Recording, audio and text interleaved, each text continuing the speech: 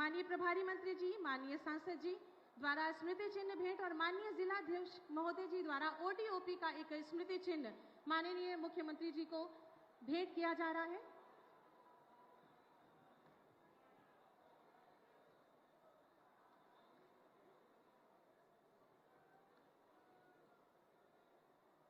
और ये राम दरबार, जय श्री राम, जय जय श्री राम।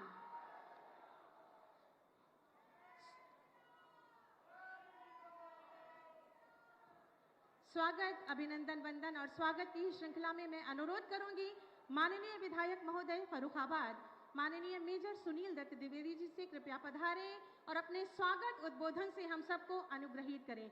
माननीय विधायक फर्रुखाबाद।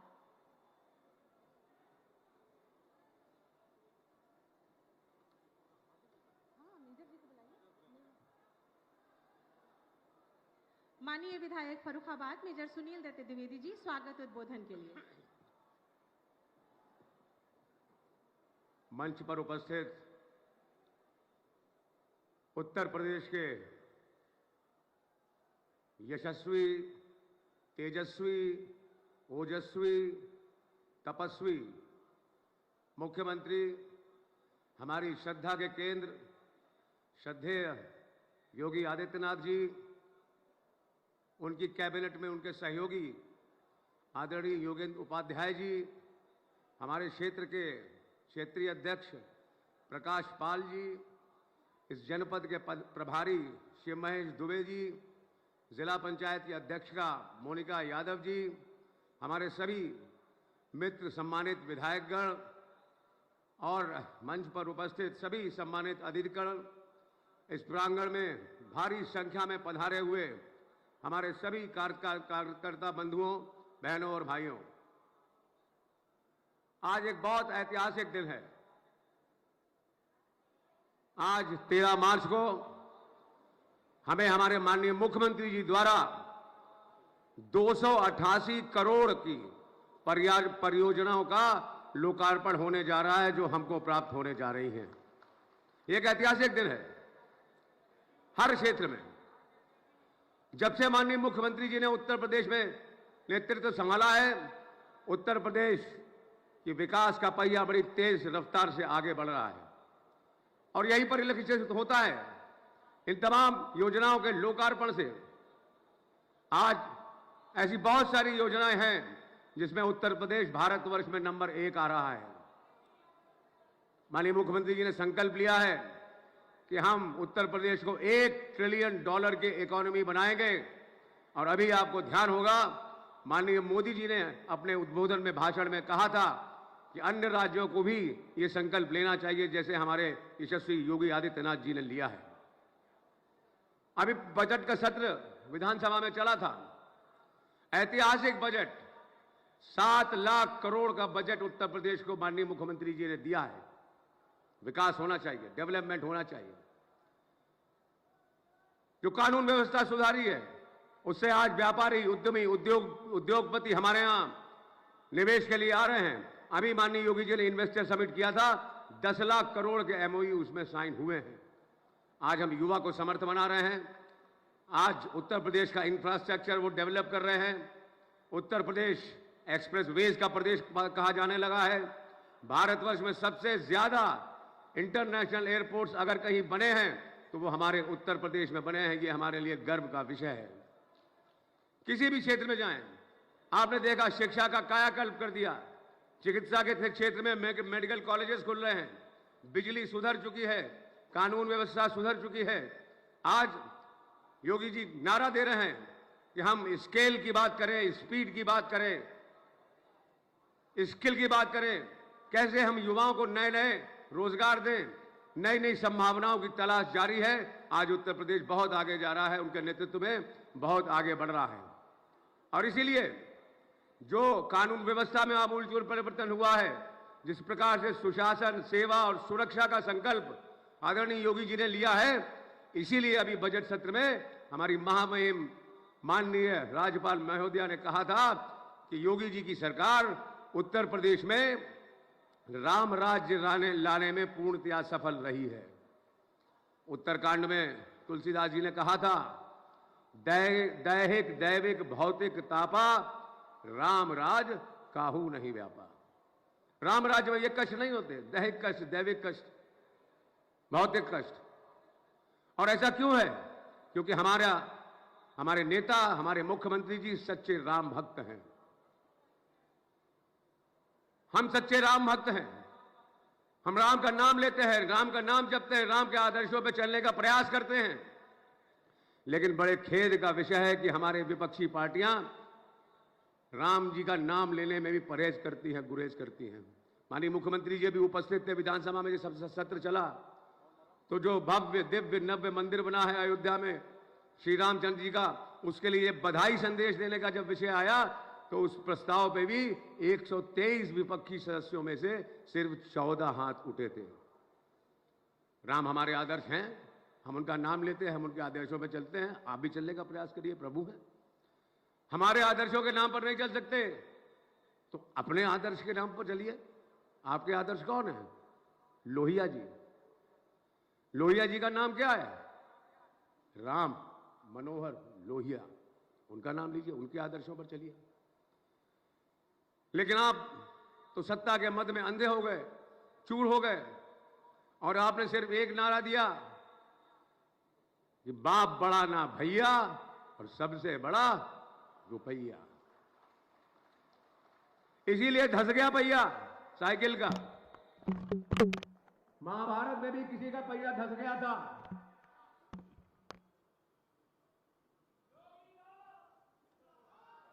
महाभारत में भी धस गया था। मैं 1 मिनट में बात समाप्त करूंगा। तब जनार्दन ने कमान संभाली थी, क्योंकि धर्म को स्थापित करने के लिए भगवान श्री कृष्ण का अवतार हुआ था, और जो महारथी था, शूरवीर जरूर था, लेकिन अधर्म के मार्ग पर चला था। इसीलिए भगवान ने क्या कहा था? अर्जुन, यही समय है, सही समय है। आज 5000 वर्ष बाद वो नारा फिर गुंजायमान हो रहा है। किसके मुख से? किसके मुख से? मोदी जी के मुख से। यही समय है, सही समय है। अब चुनाव का मौसम आ गया है। हमारे यहां बाहर के प्रत्याशी आने लगे हैं। समाजवादी पार्टी ने बाहर के प्रत्याशी को यहां उतार दिया है। दिक्कत दोस्तों ये है कि कभी गांधी, कभी लोहिया के पुजारी बनकर खूब छेदा है कलेजे को कटारी बनकर, और जब आ गया है चुनाव का मौसम तो आ गए हैं फिर से भिखारी बनकर। लेकिन उनको नहीं मालूम यहां की जनता उन्हें धूल चटा देगी, क्योंकि वो गाना है ना, छोरा गंगा किनारे वाला, खाई के पान बनारस वाला, और हमारा छोरा गंगा किनारे वाला बैठा है माननीय योगी जी के बगल में मुकेश राजपूत। फर्रुखाबाद का सबूत मुकेश राजपूत। चुनाव आने वाला है।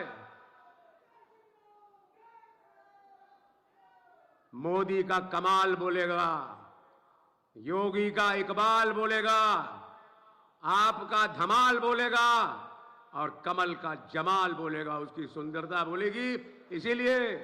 इसीलिए हमारे राम के आदर्शों में नहीं चल सकते। इसीलिए मैंने चुनौती दी थी विधानसभा के अंदर समाजवादी पार्टी को कि हो जाए 2-2 हाथ, 80 तुस्सी, रस्सी कस्सी, और इस बार उत्तर प्रदेश में 80 की 80। अपनी तरफ से, आप सबकी तरफ से आदरणीय योगी जी को बहुत बहुत नमन, बहुत बहुत प्रणाम। जय श्री राम। बहुत बहुत धन्यवाद माननीय आपके स्वागत उद्बोधन के लिए। मैं उद्बोधन के लिए बहुत ही आदर के साथ अनुरोध करूंगी माननीय सांसद महोदय फर्रुखाबाद माननीय श्री मुकेश राजपूत जी से।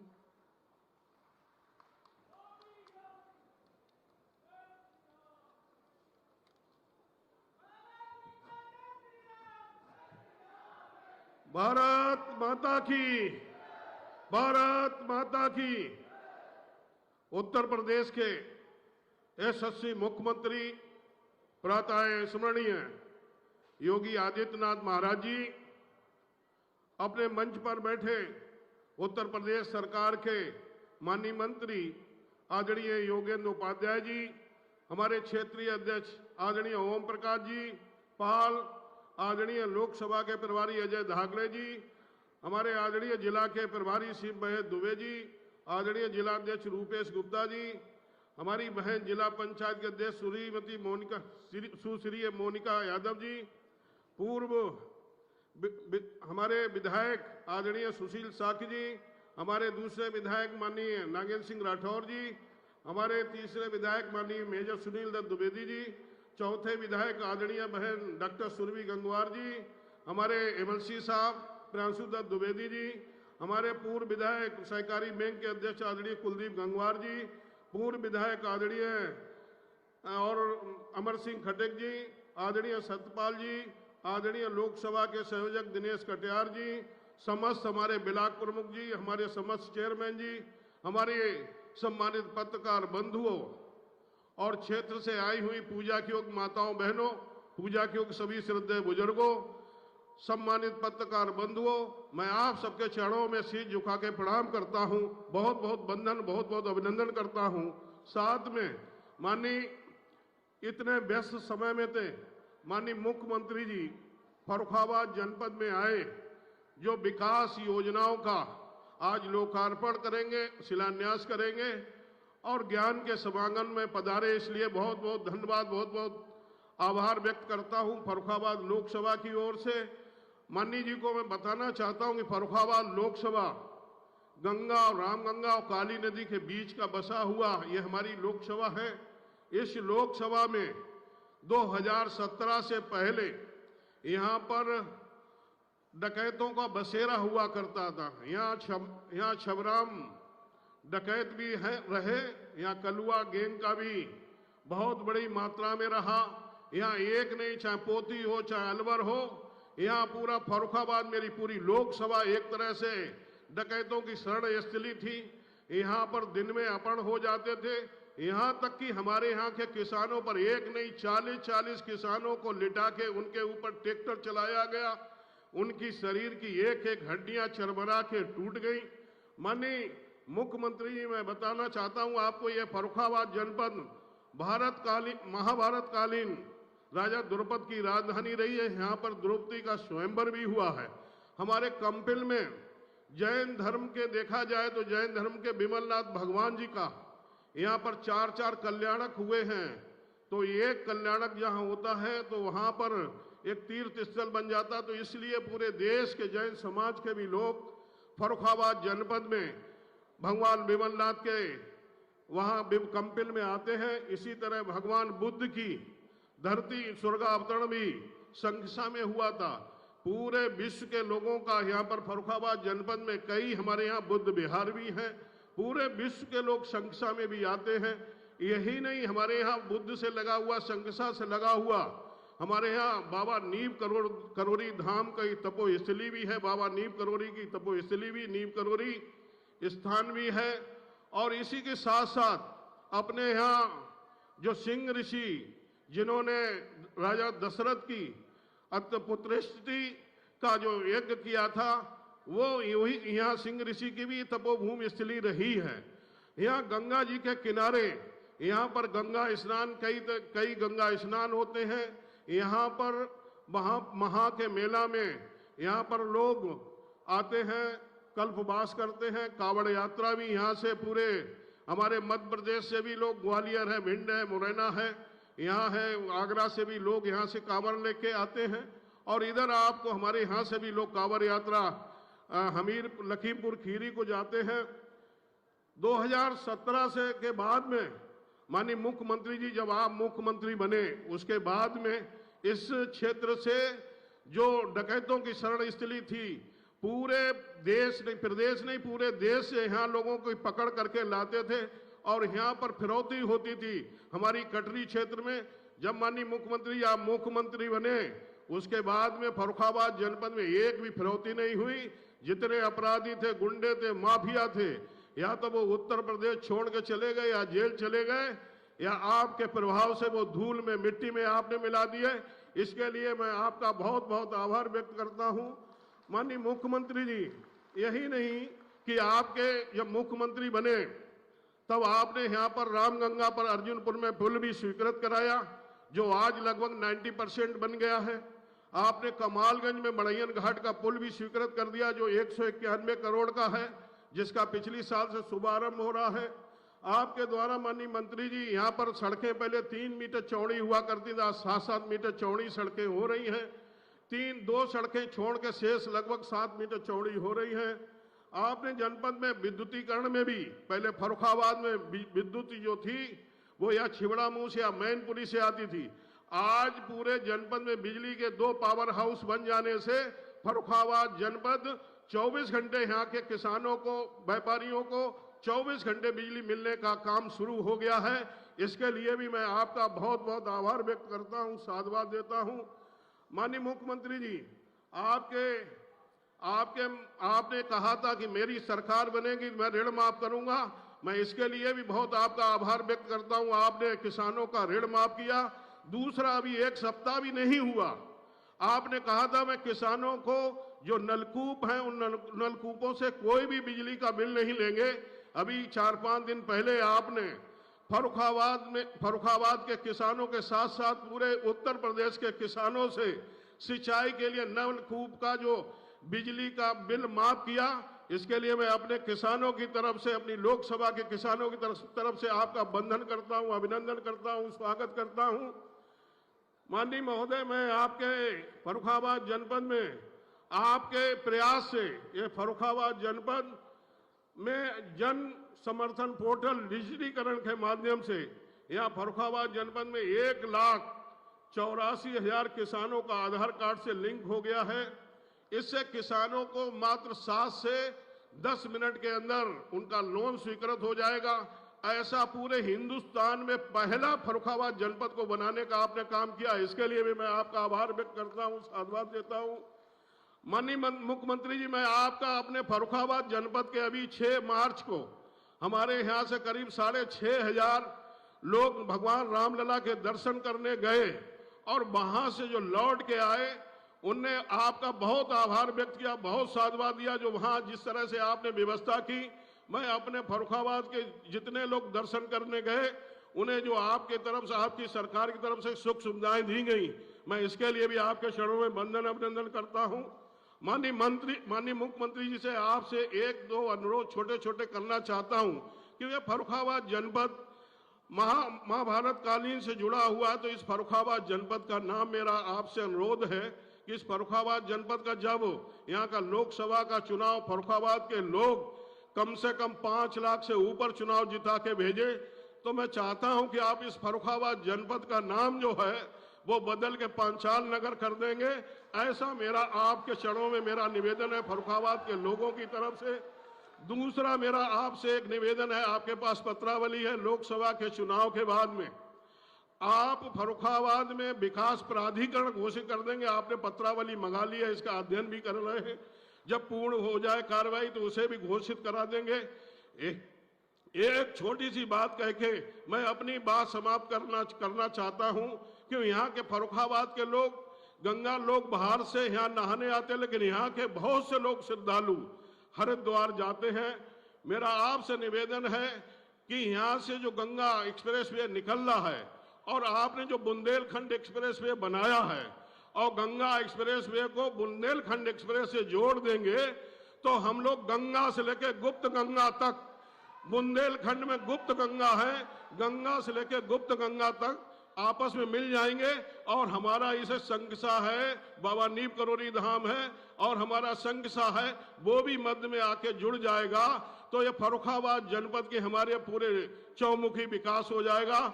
मैं आपके चरणों में पुनः बार बार वंदन अभिनंदन करता हुआ, आपका स्वागत करता हुआ, सामने जितना जनमानस बैठा सबके चरणों में वंदन अभिनंदन करता हुआ बहुत बहुत धन्यवाद। जय हिंद, जय भारत। बहुत बहुत धन्यवाद, आभार माननीय आपके उद्बोधन के लिए।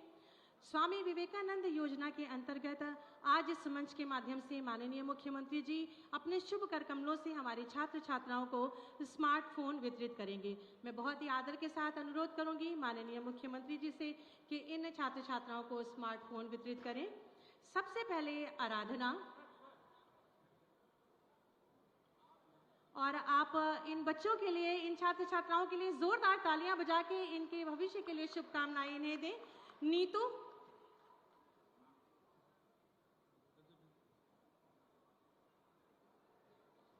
प्रगति,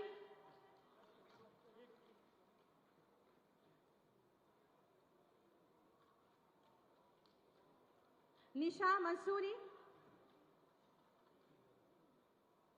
और हर्ष कटियार। फर्रुखाबाद भारत का पहला ऐसा राज्य है जहां पर हमारे कृषक भाइयों को ऑनलाइन लोन का लाभ मिल रहा है। हमारे किसान भाई बिना बैंक जाए मात्र 15 से 20 मिनट में एक क्लिक के माध्यम से लोन प्राप्त कर रहे हैं। मैं माननीय मुख्यमंत्री जी से अनुरोध करूंगी कि हमारे इन कृषकों को ये प्रमाण पत्र दें। श्री रमेश चंद्र जी और श्री राजेंद्र सिंह जी।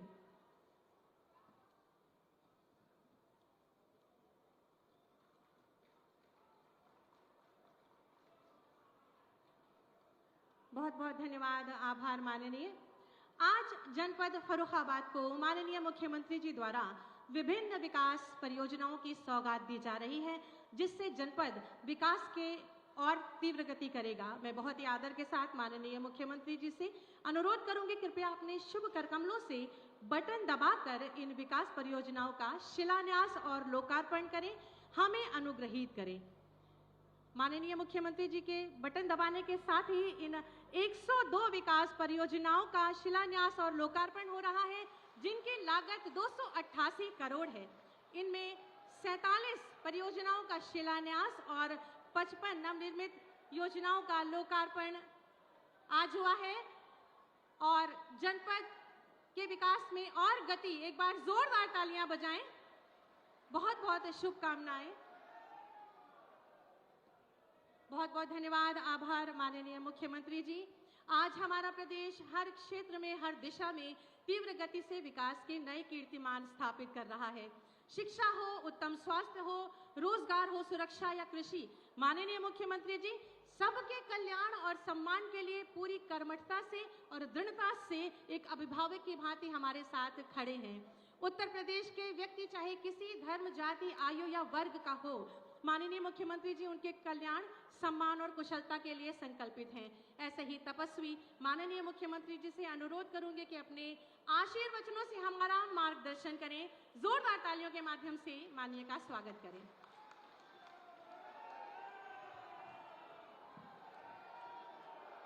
भारत माता की, भारत माता की, भारत माता की। वंदे वंदे वंदे। उत्तर प्रदेश सरकार में मंत्रिमंडल के मेरे वरिष्ठ सहयोगी,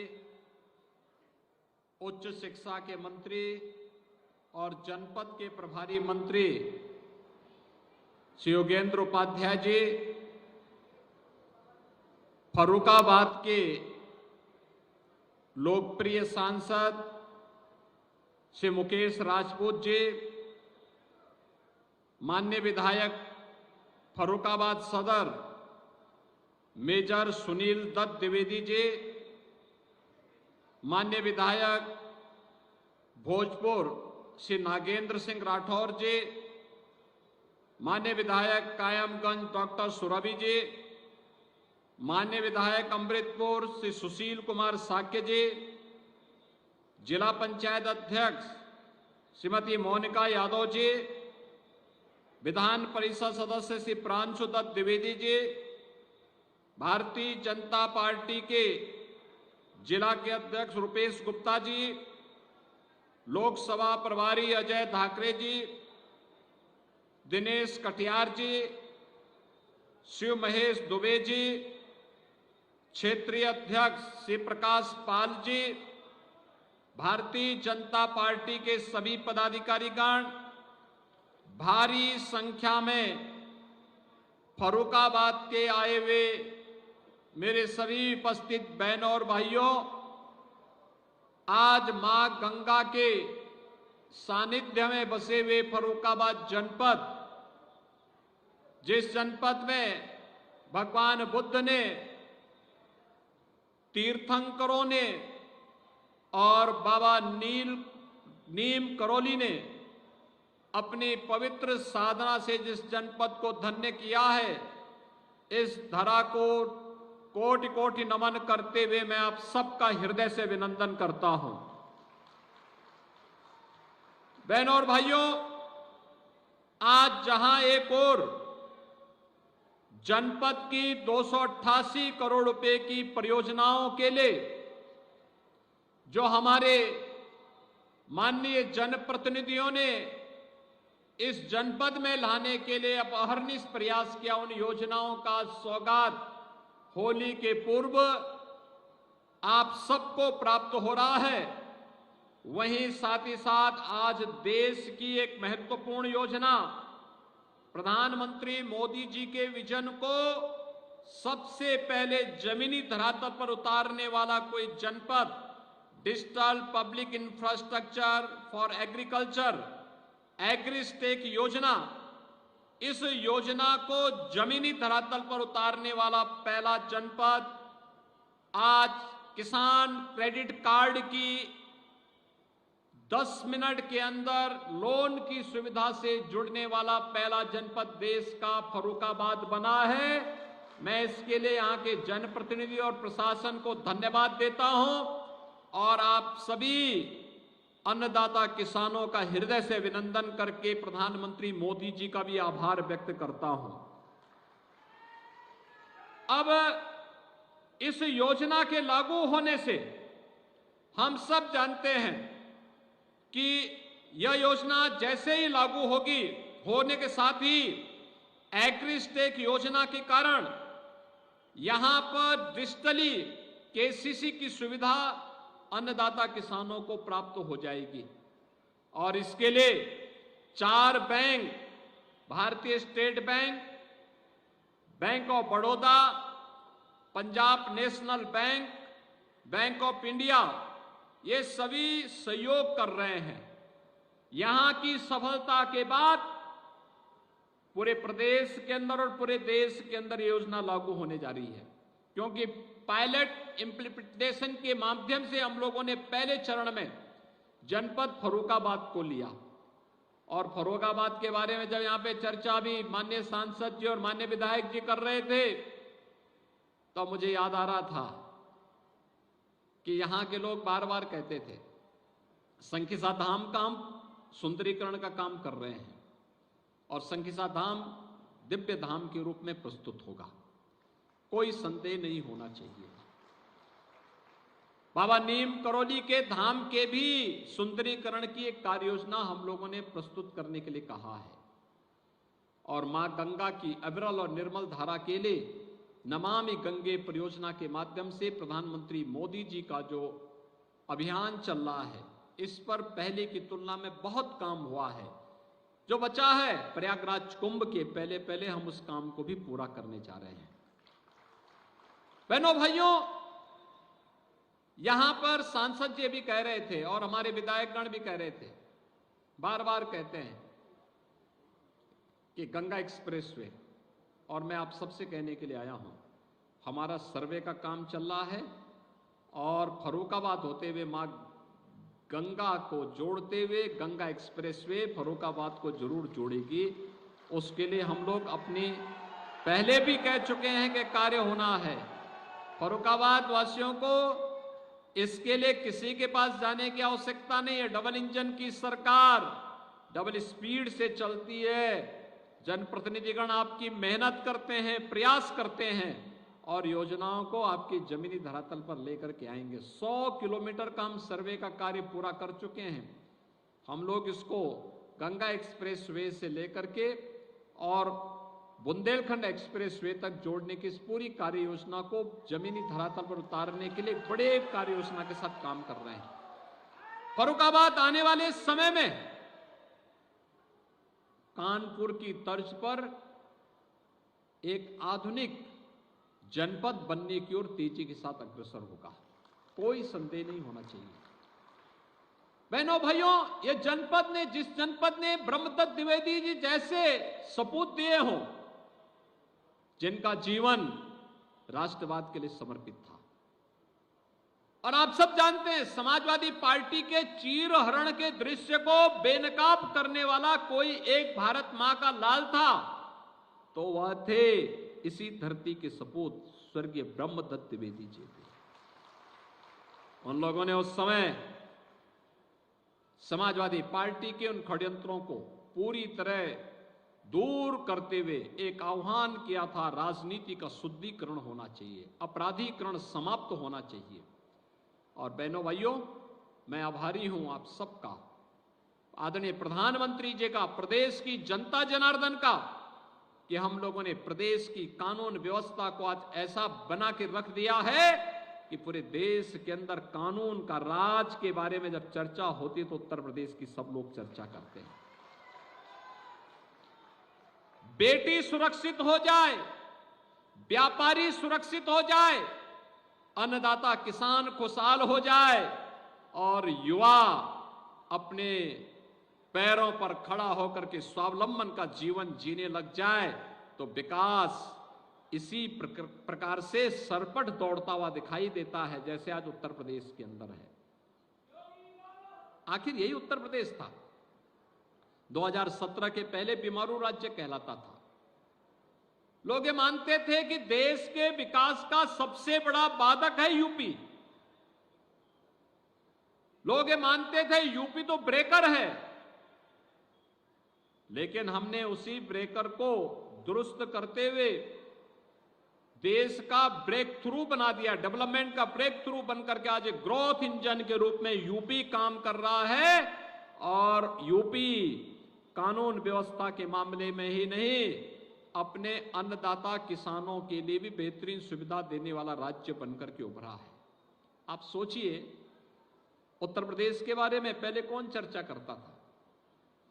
यूपी के बारे में यहां जाति की चर्चा होती थी, मत और मजहब की चर्चा होती थी, विकास की चर्चा नहीं होती थी, किसान की चर्चा नहीं होती थी, युवा की चर्चा नहीं होती थी, महिलाओं की चर्चा नहीं होती थी, धामों की चर्चा नहीं होती थी, आस्था की चर्चा नहीं होती थी।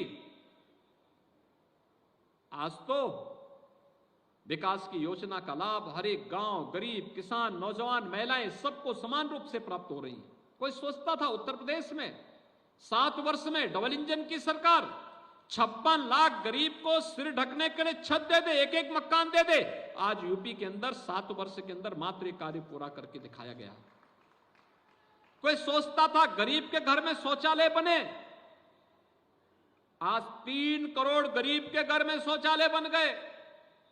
कोई सोचता था गरीब को 5 लाख रुपए की स्वास्थ्य बीमा का कवर मिलेगा, हम लोगों ने 5 करोड़ से अधिक आयुष्मान के कार्ड प्रदेश के अंदर जारी कर दिए हैं। 5 करोड़ औरों को देने की तैयारी चल रही है। और अभी तो उत्तर प्रदेश में एक फैमिली आईडी कार्ड जारी हम करने जा रहे हैं। ये फैमिली आईडी कार्ड जिस परिवार के पास आवास नहीं होगा उसको आवास देगा, जिसके पास शौचालय नहीं होगा शौचालय देगा, जिसके पास 5 लाख रुपए की स्वास्थ्य बीमा का कवर नहीं है उसको वह सुविधा दी जाएगी, जिसको पेंशन नहीं मिलती उसको पेंशन देंगे, जिसके पास राशन कार्ड नहीं होगा एक कार्ड से उसका सारा कार्य हो जाएगा, और जिसके पास रोजगार नहीं होगा उसको रोजगार भी देने का कार्य फैमिली आईडी उपलब्ध कराने का कार्य करेगा। भाइयों बहनों, कोई सोचता था उत्तर प्रदेश में कि उत्तर प्रदेश में इतने भारी पैमाने पे निवेश आएगा? 40 लाख करोड़ रुपए के निवेश के प्रस्ताव, और उसका पहले चरण में ही 10.5 लाख करोड़ रुपए के निवेश के प्रस्ताव का शिलान्यास आदरणीय प्रधानमंत्री जी के कर कमलों से अभी इसी फरवरी माह में रखा गया है, पहले रखा जा चुका है। यानी इतने बड़े पैमाने पर निवेश के प्रस्ताव का मतलब 35 लाख नौजवानों को नौकरी तत्काल उपलब्ध होगी, और 40 लाख करोड़ रुपए के निवेश के प्रस्ताव जिस दिन जमीनी धरातल पर उतरेंगे 1 करोड़ से अधिक, 1 करोड़ 10 लाख से अधिक नौजवानों को सीधे सीधे नौकरी मिलेगी। हमारा यूपी का नौजवान अब यूपी से बाहर नहीं जाएगा, बल्कि बाहर का व्यक्ति नौकरी ढूंढने के लिए यूपी में आएगा। और आपके लिए गंगा एक्सप्रेसवे और बुंदेलखंड एक्सप्रेसवे से जुड़ना इसलिए भी महत्वपूर्ण है कि अब नोएडा की तर्ज पर नया शहर जो विकसित होने जा रहा है, वह कानपुर और बुंदेलखंड के बीच में, झांसी के बीच में हो रहा है। आपकी कनेक्टिविटी बेहतर बन सके, इसके लिए फर्रुखाबाद वंचित न रह सके, इसके लिए भी हम लोग कार्य कर रहे हैं। बहनों और भाइयों, ये विकास भी है और विरासत का संरक्षण भी है। कोई सोचता था बाबा नीम करोली की कोई बात करेगा? कोई सोचता था कि संकिसा की चर्चा कोई करेगा? यहां तो विवाद खड़ा किया जाता था। आज विवाद शांत हुआ है, समाधान हुआ है। हम समस्या पर नहीं, समाधान पर विश्वास करते हैं और उसी समाधान के लिए को लेकर के भी आते हैं। हमारा यह मानना, सरकार समस्या नहीं हो सकती, सरकार समाधान का नाम हो सकता है और हर हाल में समस्या का समाधान करना सरकार का काम होना चाहिए। इसके लिए डायलॉग हो, हम उसका माध्यम उसको अपनाते हैं। जो भी तरीके अपनाए जा सकते हैं उन तरीकों को अपना करके जनता जनार्दन की समस्या का समाधान करेंगे, उसको हर प्रकार की सुविधाओं से आच्छादित करने का कार्य करेंगे और उसी समाधान के नाम का परिणाम है आज अयोध्या में प्रभु श्री राम के भव्य मंदिर का दर्शन करने का सौभाग्य भी प्राप्त हो रहा है। मुझे 7 तारीख को आना था और 7 मार्च को जब आने का कार्यक्रम बन रहा था, क्योंकि मुझे लगता था कहीं ऐसा ना हो कि 10 तारीख तक आचार संहिता लागू हो जाए। तो मुझे मुकेश राजपूत जी ने और यहाँ के जनप्रतिनिधियों ने बताया कि नहीं नहीं, अभी तो जो है यहाँ पे जो है हम वहाँ अयोध्या धाम जा रहे हैं।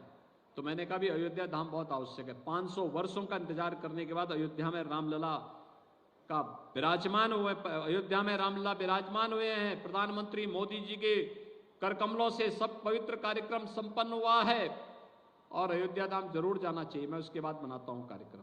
और आज भाइयों बहनों, आज 1 सप्ताह के अंदर ही मैं आपके पास आया हूँ। मुझे बहुत अच्छा लगा कि फर्रुखाबाद के लोग यहाँ के जनप्रतिनिधियों के साथ अयोध्या धाम का दर्शन करके आ गए। आपने नई अयोध्या देखी होगी।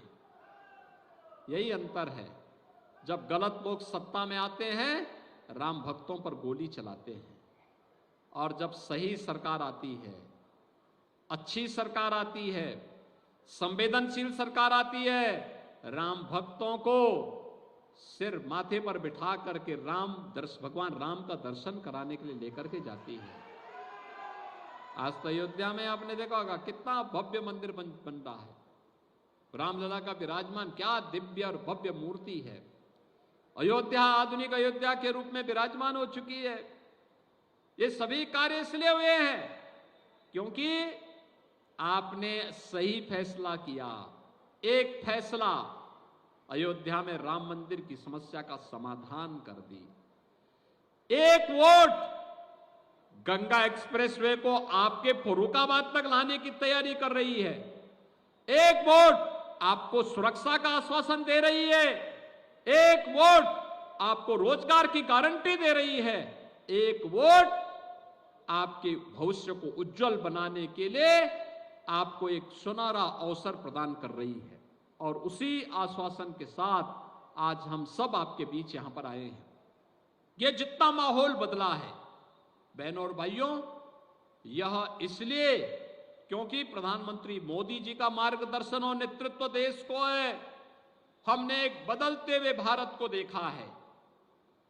हमने 2014 के पहले के उस भारत को भी देखा है जहां दुनिया में सम्मान नहीं था, देश में अविश्वास था, योजनाओं का लाभ लोगों को चेहरा देख करके दिया जाता था, पर्व और त्योहारों के पहले कर्फ्यू लग जाता था, अविश्वास का वातावरण था, हर एक स्तर पर भ्रष्टाचार व्याप्त था, गरीब को योजना का लाभ नहीं मिलता था और विकास की योजनाएं कोसों दूर थी। आज तो ऐसा नहीं है। आज तो आपकी आस्था का सम्मान भी हो रहा है और नौजवान के लिए आजीविका की व्यवस्था भी हो रही है। विकास के बड़े बड़े कार्य भी आ रहे हैं और विरासत का सम्मान भी हो रहा है। आज तो सुरक्षा का बेहतर वातावरण भी बन रहा है और समृद्धि के लिए भी सरकार के द्वारा नए नए कदम उठाए जा रहे हैं। आज यही इसी का परिणाम है। 2017 के पहले जो उत्तर प्रदेश बीमारू राज्य था, आज वही उत्तर प्रदेश देश की दूसरी बड़ी अर्थव्यवस्था के रूप में स्थापित हो चुका है। और जिस स्पीड से वर्तमान में उत्तर प्रदेश चल रहा है, वह दिन दूर नहीं जिस दिन उत्तर प्रदेश देश के अंदर नंबर 1 की अर्थव्यवस्था बनकर के उभरेगा। उत्तर प्रदेश का नंबर 1 की अर्थव्यवस्था बनने का मतलब उत्तर प्रदेश की 25 करोड़ जनता के जीवन में खुशहाली, हर प्रकार की सुविधाओं से उसका आच्छादन होना, हर प्रकार की सुविधाएं उसको प्राप्त होंगी। और इसके लिए आज हम सब आपके पास आए हैं। देश के अंदर पिछले 10 वर्ष में जो परिवर्तन हुआ है, उस परिवर्तन का ही आज परिणाम है कि देशवासी आज एक नए संकल्प के साथ आगे बढ़े हैं। हर देशवासी का एक संकल्प बना है। क्या संकल्प है देशवासियों का? विकसित भारत। विकसित भारत के लिए विकसित उत्तर प्रदेश आवश्यक है। विकसित उत्तर प्रदेश के लिए फर्रुखाबाद का विकसित होना भी आवश्यक है। फर्रुखाबाद के विकसित होने के लिए एक एक गांव, एक एक नगर निकाय को विकसित होना पड़ेगा। और विकसित उत्तर प्रदेश की संकल्पना के साथ आगे बढ़ेंगे तो विकसित भारत को कोई ताकत रोक नहीं सकती है। और भाइयों बहनों, विकसित भारत की संकल्पना को आगे बढ़ाने वाले देश के यशस्वी प्रधानमंत्री जी के बारे में इसलिए पूरे देश से एक आवाज आ रही है, और वो आवाज है 24 के लिए। और वो आवाज है फिर एक बार, फिर एक बार, फिर एक बार, फिर एक बार मोदी सरकार, फिर एक बार मोदी सरकार। यही संकल्प हम सबका, हर भारतवासी का बनना चाहिए। आप क्या सहमत हैं? सभी लोग सहमत हैं? सभी लोग सहमत हैं? तो क्या मुकेश राजपूत जी को पिछली बार से ज्यादा वोट से जिता के भेजेंगे? सभी लोग सहमत हैं ना? ये बांटने वाले और कांट छांट करने वाले लोगों पे विश्वास तो नहीं करेंगे ना? जिन लोगों ने कर्फ्यू लगाया था, जो लोग विकास में बाधक थे, जो लोग युवाओं के जीवन के साथ खिलवाड़ करते थे, जो लोग तुष्टीकरण की नीति पर चल करके प्रदेश की कानून व्यवस्था को छिन्न भिन्न कर रहे थे, उनके बहकावे में तो नहीं आओगे ना? याद रहेगा ना कि फिर एक बार मोदी सरकार। सभी लोग सहमत हैं? तो बहनों और भाइयों, मैं भी आपको इस बात के लिए आश्वस्त करने के लिए आया हूं। ये 288 करोड़ तो होली का उपहार है, और गंगा एक्सप्रेसवे का शिलान्यास करने के लिए फिर हम लोग यहीं पे आएंगे, चिंता मत करो। सभी लोग सहमत हैं ना? तो फिर सब मेरे साथ बोलेंगे, भारत माता की, भारत माता की, भारत माता की जय श्री राम, जय जय श्री राम। बहुत बहुत धन्यवाद माननीय